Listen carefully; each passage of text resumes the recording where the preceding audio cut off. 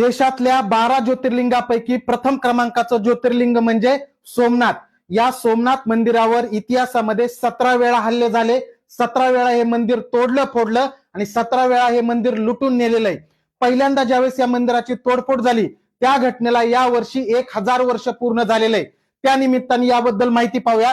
तर बघा, पहिल्यांदा सोमनाथ मंदिराचा विध्वंस हा 1026 ला मोहम्मद गझनी याने केला होता। हा जो मोहम्मद गझनी आहे याने 1026 मध्ये या मंदिराची तोडफोड केली, जाळलं, शिवलिंग जे होतं ते पूर्णपणे उद्ध्वस्त केलं आणि या मंदिराच्या सगळ्या संपत्तीची लूट केली होती।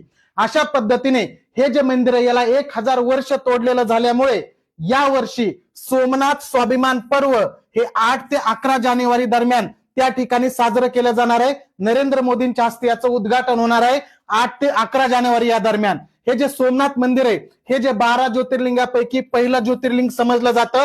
गुजरातमध्ये वेरावल नावाचं बंदर आहे, या बंदरावर प्रभास पाटण या ठिकाणी हे सोरटी सोमनाथ हे मंदिर आहे। हे जे मंदिर आहे हे 3 नद्याच्या संगमावर आहे। त्या 3 नद्या म्हणजे कपिला, हिरण आणि सरस्वती। याचे जे विध्वंस आहेत एकूण 17 वेळा हे मंदिर पाडून लुटलं गेलं होतं। त्यापैकी प्रामुख्याने पहिल्यांदा 1026 ला मोहम्मद गझनीने लुटलं, त्यानंतर 1297 ला अल्लाउद्दीन खिलजीने हे मंदिर लुटलं होतं, 1706 ला औरंगजेबने या मंदिराची लूट करून तोडफोड केलेली होती।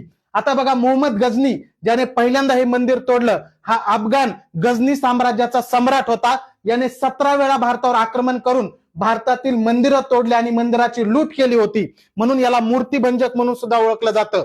आता जे सोमनाथ मंदिर गुजरातमध्ये अस्तित्वात आहे याची पायाभरणी सरदार वल्लभभाई पटेल यांच्या नेतृत्वात 1947 ला झाली आणि 1951 ला याचं उद्घाटन डॉक्टर राजेंद्र प्रसाद जे भारताचे पहिले राष्ट्रपती होते त्यांनी केलेलं आहे आणि हे सध्याचं मंदिर चालुक्य शैलीमधलं मंदिर आहे। अशा पद्धतीने महत्वाच्या चालू घडामोडीच्या दररोज पीडीएफ आपल्या महाराष्ट्र अकॅडमी ऍप वर तुम्हाला उपलब्ध असतात।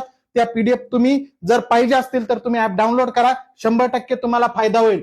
तसंच वार्षिकी आपलं करंट एक्सप्रेस याच्यामध्ये सगळ्या महत्वपूर्ण चालू घडामोडी आपण कव्हर केल्या आहेत। एकदा दुकानात जाऊन हे पुस्तक नक्की पहा, आवडलं तर नक्की खरेदी करा।